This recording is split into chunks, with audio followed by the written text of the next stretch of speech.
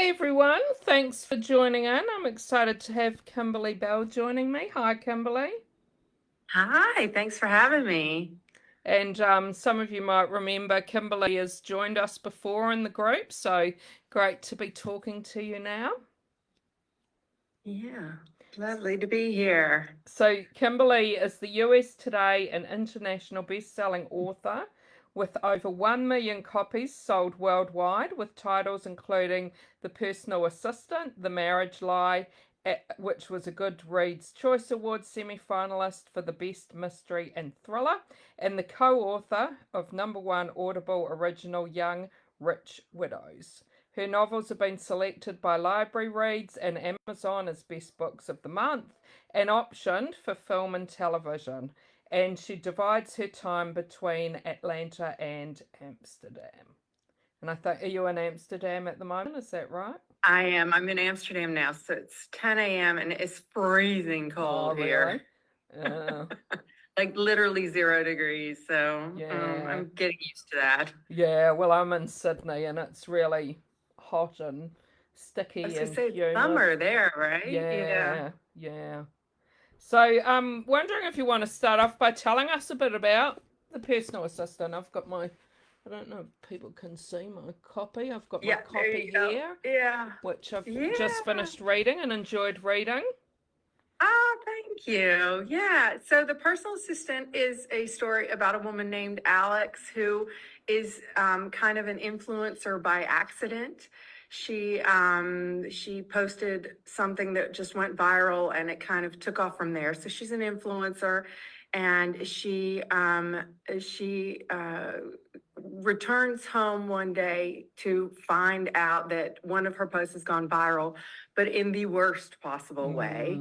Mm, And so she calls her assistant, AC, a woman named AC, who knows everything about her. Her personal assistant, has fingers in every particular pot of her life. She calls AC to help her do damage control, but AC has gone missing.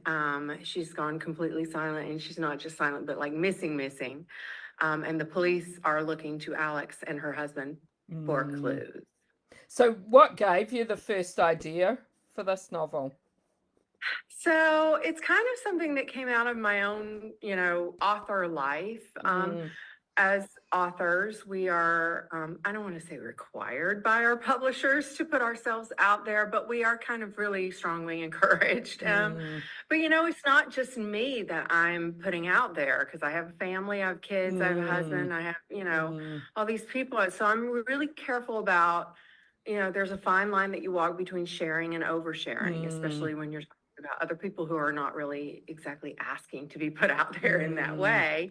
And the same kind of with Alex and her kids. She has a couple of 12-year-old twin daughters who have been on her Instagram for years and years. And when they were kids, it was all fun and cool because they got all these, mm. gifts and things and vacations and toys and clothes.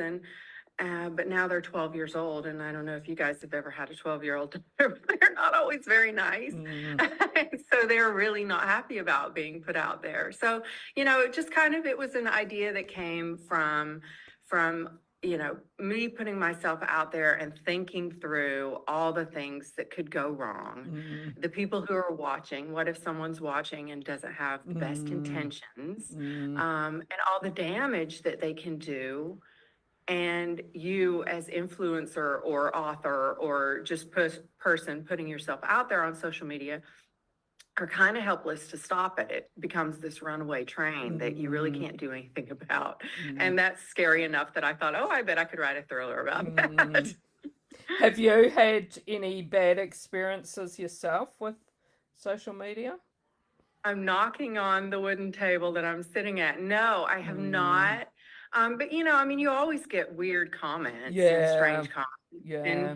and men, not so, kind of creepy men landing in Mm, your inbox with, mm, so you always get that, but I'm really good at just kind of deleting and ignoring. But yeah. so far, I haven't had anything that's gotten, built up into this big thing. But, Mm, I mean, never say never, right? And yeah. I'm very conscious, like I said, of, what I put out there and how much of myself I put out there. And for your book, for any research, did you like try and find anyone who might have had issues with? Yeah, and Yeah. that was fun research. I mean, Mm, not fun for the people that it happened to, but it mm, was very interesting. I looked at who's the girl from Girl Wash Your Face, or Girl what's her name? If I said it, you guys would know it. But she also got Instagram famous or Facebook famous from a post that she just put out there. It was about, having a baby and having stretch marks on her belly, and she showed them off proudly, and it just took off. And from there, she, started writing books. She started doing all these conferences for women and women empowerment and all this stuff. And then she had a post go viral in the bad way, which kind of, I don't want to say tanked her career, because she's still out there, she's still talking, but she lost a lot of followers, and it turned into this really big thing that, you can apologize, but you apologize wrong. People take it wrong. You can't do anything right at that point except hunker down. And I talk about this in the book too. You kind of hunker down. You hope that somebody else comes with a scandal kind of quickly that takes the yeah. spotlight To take off it of away, you. yeah. Yeah, and people kind of forget, because the internet does. I mean, they'll never forget fully, but the internet's, attention span is pretty short usually, and it'll quickly focus on something else if something else comes along. And we've got a few people watching, so just wanted to say to those watching, if you've got any questions for Kimberly, please type them and I can read them out. I've got a question from Belinda. She wonders if you always know how your stories will end when you start them. Yeah, so there are a couple of ways, there are tons of ways to write a book, but writers often talk about plotters and pantsers, and pantsers means writing from the seat of your pants. You just sit down and you start and you see where the story takes you. But I am a plotter, and I'm a very detailed plotter. So I have usually about a, 7 to 10 page outline before I write the first word. So I know chapter by chapter, sometimes even scene by scene, if my outline is that detailed, if I've thought it through that much, what's going to happen. And, like, I know exactly when I sit down at my computer in the morning what I'm supposed to be doing that day. I just follow my outline. And, things change and shift as I'm writing them, for sure.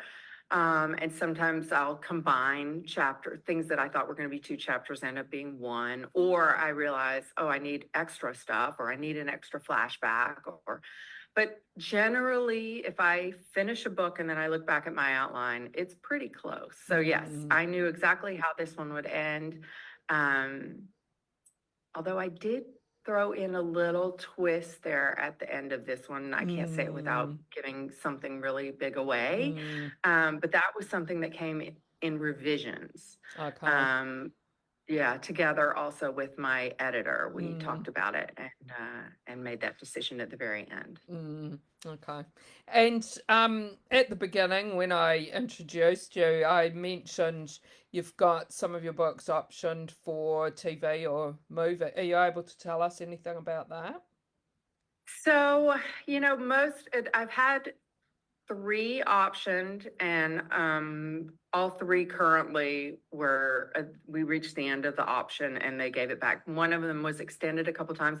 One of them even got so far as they made a pilot for it, and then it got, shot down. It's so, all the stars have to align. All the gods up in the sky have to like shine down. I mean, Yeah. it's like every single thing has to be perfect to get it that far. And you can even get, like I said, to a pilot, and then it gets canceled. The person who was the champion at the network that this was going to be made, it was the marriage lie that it was going to be made at, ended up leaving. And then all of a sudden there's no one there to, carry that torch for you. So I used to get really excited when they would get sold, my options, but now I'm kind of like, I bless it and I let it go, and I hope for the best, and I try not to think too much about it, because really you're handing over control.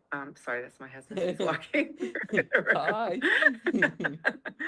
um, it really, you're just handing over control and, letting somebody else carry your baby to the finish line. So Yeah. you have to hope for the best. Yeah. Well, I hope it does turn out the best for you because that would be Yeah, pretty let's hope amazing so. to, One day. yeah, yeah. And Kim wonders how long it takes you to write a book. It varies per book. I think the personal assistant was one of the longer ones. I don't know how this happens to me, and I wish I could figure it out so I could stop it. Mm, But I usually have an easy book and then a hard book, and then an easy book and a hard book. And the personal assistant was one of my harder ones just because if you read it, there are lots of flashbacks for this girl named Anna Claire, and those were like winding those in the right way through the book. That was a little difficult for me, going back and forth between those two characters. mm. Um, Oh, so that was probably an 8 or 9 month writing process, and that's on the long end. And then I have like My Darling Husband, for example, was a 4 month book, but that was deep in the pandemic when mm, nobody was going anywhere and I didn't have anything else to do and I was looking for a good distraction. mm. So anywhere from, it's a really long answer, but the answer is anywhere from 4 to, I don't know, 8, 9 months is Yeah, kind of the top end. yeah. And what are you And that's working on? not including the editing. So the editing Yeah, comes the on top of editing's that. long. Yeah. And what are you doing at the moment? I am finishing up my 10th solo book. 10th. So Wow. not my 2024 book, but it'll probably be 2025 or maybe even 26, just Mm, depending on how things shake out. So I'm finishing up that book, and it's currently titled book number 10 because I mm. suck at titles, and I let my publisher usually chooses the titles, and I'm Yeah, usually really good with that because they're so hard for me. So hard. yeah. So you never give it a go? No, I usually just turn it in as book 10. And, Yeah, like my and let them. 2024 book, which comes out in June, and I'm guessing it'll be in Australia as well. I Yeah. haven't heard the pub date then. Mm, But um, it's called The Paris Widow. And that was okay. one that kind of came just between me and my editor. We were just chatting about the story, and she was like, well, what about The Paris Widow? And that was a title that came pretty early on in the process. But usually they don't come until I've already turned in the book and they've read it and Mm, they think, oh, well, this is maybe something we could use for a mm. title. And are you able So. to tell us anything about the Paris widow? Yeah, The Paris Widow. So it is a story about a woman named Stella, and she is just wrapping. The story opens when she's on the last day of her vacation with her husband. They've done like a 3 week tour through Europe, some of her favorite spots together, and they are having their very last lunch in Paris when there's an explosion and he disappears. He runs back to pick up something that he forgot at the restaurant, and then boom. Oh, wow. And so the whole story is about her trying to figure out, what happened. Um, and then the police come to her and say that he wasn't just a victim, but he was also the target of the explosion. Mm, And so she's finding out all these things about her husband that she didn't know before. mm. Oh, It's fun. sounds I have fought exciting. for years to write a book set in Europe. All my books have Mm, been set up to now in the States. mm. And, because my life is half here in Europe, I was like, well, why can't I write one here? So Yeah, they finally let me, and I'm super excited about it. It's going to be, yeah, no, it's that going to be, sounds great. Yeah, yeah. very exciting. And Belinda says she loves thrillers and she's enjoyed both The Marriage Lie and The Personal Assistant. Well, thank you. Thank you. If you liked The Marriage Lie, you'll definitely love The Paris Widow, because my editor said, oh, this is The Marriage Lie, but then in Paris. Oh, okay. Mm. And I'm interested to know what you like reading yourself. Is there anything you might have read lately that you'd like to share with us? Well, I am currently reading First Lie Wins. Do you know that one? It's the No, I Reese haven't. Witherspoon Oh, the pick. book club. Yeah, no, I haven't. Yeah, it's great. Mm, I sucking it down. It's one of those books that, you go in I mean, from the description, it's, a little bit vague. It's really just, there's this woman, she is living with this man who she really likes. She seems to really like him, but he's her mark. For some reason, she has been told that she needs to infiltrate his life, and now she's living with him like his girlfriend, and has real feelings for him, but she doesn't know why she's there, and she doesn't know what she's supposed to be doing there. So it's one of those books that as you're reading, you're like, what is happening here? You just don't know from the description and from what's going on. So that's the one that I'm currently reading. I also just read The Last Caretaker by Jessica Strasser. That was really good. It was a Amazon, in the States at least, first reads in, I think, November, but it came out December 1st. And that's a Yeah, I fabulous think story. we usually end up getting that one rings a bell to me. Yeah, I just had a look. We Yeah, have the it's about a same woman first who's reads. like, Yeah.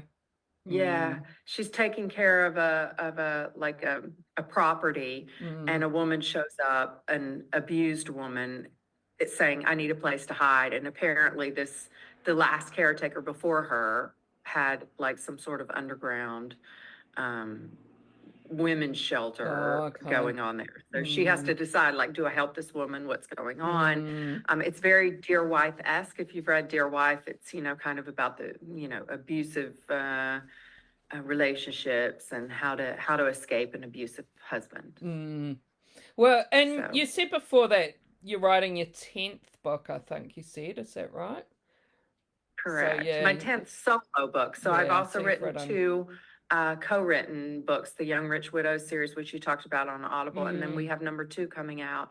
If you're an Audible member, I guess it would work the same um, in Australia, but if you here in the States, if you're an Audible member, then you get free yeah, downloads from yeah, their what they call Audible yeah, Originals, and yeah. so it's one of those books. But so Young Rich Widows is one, and then in March, Desperate Deadly Widows comes out, and that's book number two. Okay. And can you tell us a little bit more about how you do your co-writing?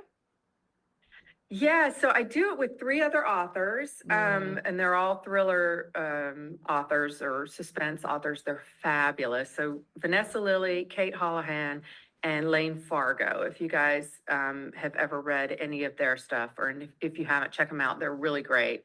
Um, but the four of us it was actually Vanessa's idea. She's the one who put together the group. And we basically hammer out an outline. So here we are, plotters again. We hammer out an outline, and each of us takes one of the characters, and we write from that character's point of view. But we basically just round robin it. So, mm, Kate went first in Young Rich Widows. She wrote her character's first chapter, but it includes, of course, all the other characters. And then I picked it up, took the story to the next chapter, and we just went like that. So we would have every week we would get together for a Zoom on Zoom, mm. because this was also deep in the pandemic when we were writing the first book. We'd, hammer out the outline on Zoom, and then we would each talk about, okay, your chapter starts here, and then you take it to here, and then I pick it up and I take it to there. And so we'd go through that, and then we would each go to our respective corners and hammer out our chapter. Mm. And then we would turn it in at the end of the week, have a Zoom session to go through some edits for those four chapters and talk about the next four chapters. So we just did that every week, and we wrote it, gosh, I think Mm. in 8 or 9 weeks. Oh, It was really? super, Wow. I thought it yeah. would take longer with more. Yeah, okay. Yeah, No, no, it was that's, super, super yeah, fast wow. because, I mean, really, Mm, essentially, we were all editing the same book, but we were really mm, we each wrote a quarter of the book. yeah. So it was, And how and we did were you writing get four to get, chapters a week. how did you get together? Like, were you friends before or? We had all met Vanessa, I think Mm, personally, but we hadn't all met each other. okay. Well, actually, I had met everybody, but I don't think everybody had met everybody. But, Mm, from conferences, from book stuff. And we just, Vanessa was the one who thought, okay, well, these are the four who would do really good, mix of voices, whose mm, voices are very different from each other. So each of our characters sounds very different than the other characters. mm. um, so yeah, she just put it together, and she's also the one who came up with the concept of the Young Rich Widows, which is basically they're all like wives, partners, girlfriends, whatever, of four partners in a law firm who are killed in a plane crash. And so they inherit not just the law firm, which they know nothing about running, they're not attorneys at all, but they also inherit all their former husbands slash boyfriends slash partners uh, debt, all their Okay. problems. It's set in the 80s in Rhode Island, so it's full of mobsters and big hair and fur coats, and it's kind of over the top fun, but yeah, it was the funnest book I've ever read. Oh, really? Yeah. Easy. Yeah. Yeah. And so is it only available on audio, or can you Well, so it is currently only available on Audible, but in April, in the States at least, it's coming out on ebook and paperback. Okay. So I have to look I out for. think it's everywhere. I don't know about Australia. I'd have to check that, but we sold our world English rights, so I'm assuming it's coming out everywhere. So Okay. and I'll have that's to have a look in out for April, that. and then Desperate Deadly Widows will be out next year this time. Oh, sounds all very exciting. Yeah. Kim wonders what sort of promotions you do for your books. I do a lot of stuff like this, you know, a lot of like interviews and especially around the time of book launches. We do a lot of online promotion stuff. I also run Killer Author Club. If you've ever checked any of that stuff out, it's a Killer Author Club. It's a group on Facebook, and we do author interviews. So I'm on Facebook Live probably every other week Oh, okay. with I'll those have to author look that. interviews. We've got Yeah. Angie Kim coming up tomorrow, and it's every 2 weeks. So check us out there. I do usually around, especially with my solo books. I don't know with the co-written what we're going to be doing in terms of promotion, but with my solo books, I do go on tour in the States for about a week or two. They have not sent me international yet. One day I will make it. Have you been to Australia before? I have not. I have not. It's so far. That's the thing that has kept me from it. Oh, well, But hopefully one day you'll be able to get out here. I'd love that. And what made, like growing up, had you always thought you would be an author, and did someone encourage you? And You know, I'm yes and no. It was always kind of a secret, like dream that would be really cool. I've always been into books. I've always been a big reader. I mean, my whole life. I don't think I've ever not been in a book, you know. I'm usually have two or three going at the same time, reading wise at least.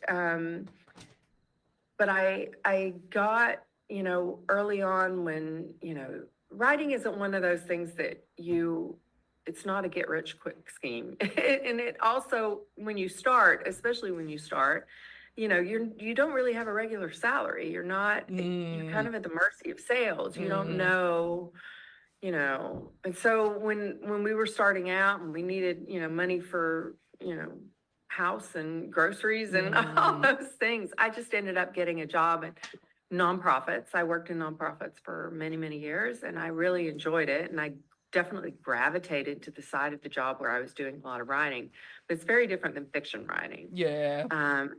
And so in 2008, we were in Atlanta, and the crash hit. And I was doing consulting at the time and lost all my clients overnight. Like they just went up in smoke. And so I thought, well, I could go out and get another job, but maybe this is the universe kind of giving me a nudge. We were in a place where, you know, we could live without a salary, my salary for a minute. And so I was like, I'm just going to go for it and see what happens. And I've never looked back. Yeah. No, that's an amazing story. And could you tell me, when I say to you that someone's a successful author, What does that mean to you? Oh, yeah. I think it means something different to every author, right? But Yeah. for me, it is, you know, two things that I'm hearing from readers that they're reading my books and that they're liking them, or even, even sometimes readers who have criticisms. Mm, I'm cool with that too, as long as it's delivered in a nice way.